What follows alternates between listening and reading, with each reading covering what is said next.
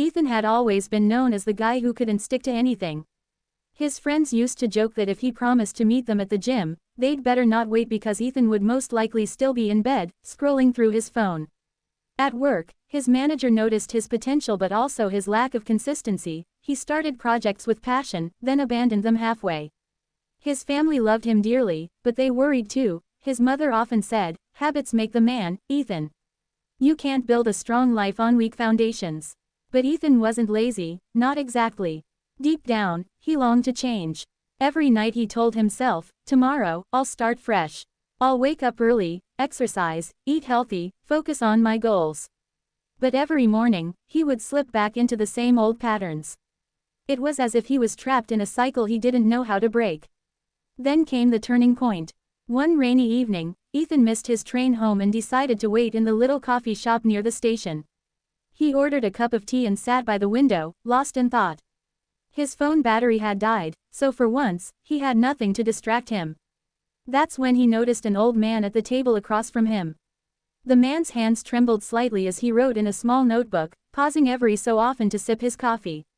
Curious, Ethan asked, "What are you writing?" The old man smiled warmly. "Just a list of my habits." "Habits?" Ethan raised an eyebrow. "Like, things you do every day?" "Yes," the man replied. "I've been keeping track of them for years. They've shaped my life more than luck, talent, or even money. Good habits saved me." Something in the man's calm, steady tone caught Ethan off guard.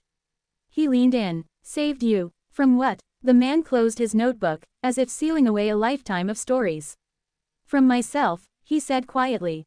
That night stayed with Ethan. For the first time, he realized that habits weren't just boring routines, they were invisible forces, pulling him toward who he was becoming. And if he didn't take control, those forces would decide his future for him. The next morning, instead of scrolling on his phone, Ethan sat at his kitchen table with a blank sheet of paper. He wrote at the top, "Habits I want to build." But the list didn't come easily. At first, he scribbled down everything: wake up at 5 a.m., run 5 miles, read a book a week, cook healthy meals, learn a new skill, meditate, save money, volunteer. The page was overflowing, but instead of feeling motivated, Ethan felt overwhelmed. That's when he remembered the old man's words, "Habits saved me." Maybe I don't need 20 habits, Ethan thought. Maybe I just need one. So he chose the simplest one, making his bed every morning.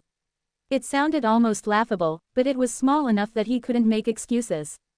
The first morning, he dragged himself out of bed, pulled the sheets straight, smoothed the blanket, and stood back.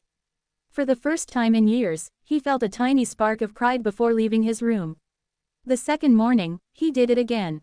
The third morning too, and by the end of the week, he noticed something unexpected. When his bed was neat, he didn't feel like lying back down. He started his mornings upright, moving forward. That single habit led to another.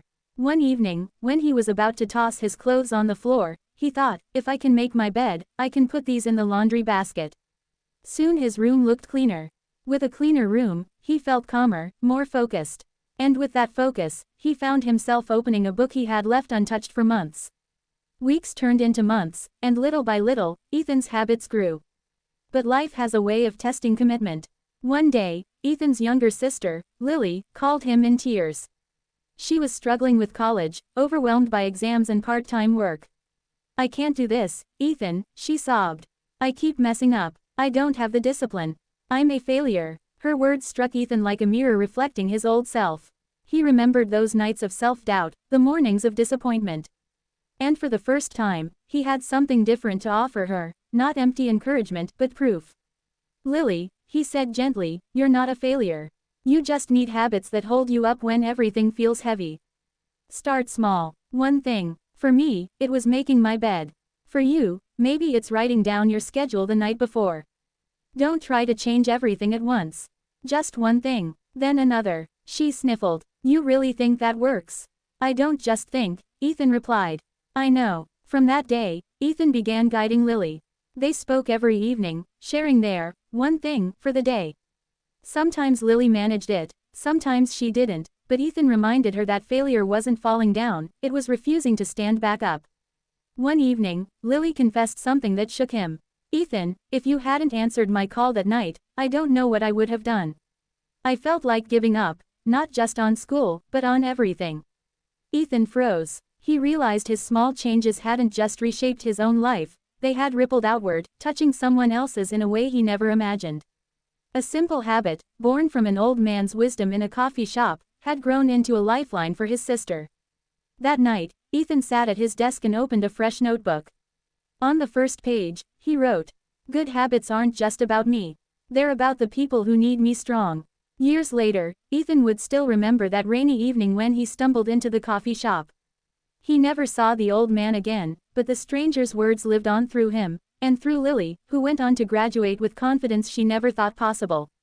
Ethan didn't become perfect. He still had lazy mornings and days when motivation slipped away. But he learned that success wasn't about perfection, it was about direction. Each habit was a step forward, and each step mattered. And as he looked around at the life he was slowly building, a life of steadiness, kindness, and quiet strength, he knew something with absolute certainty: habits had saved him, too.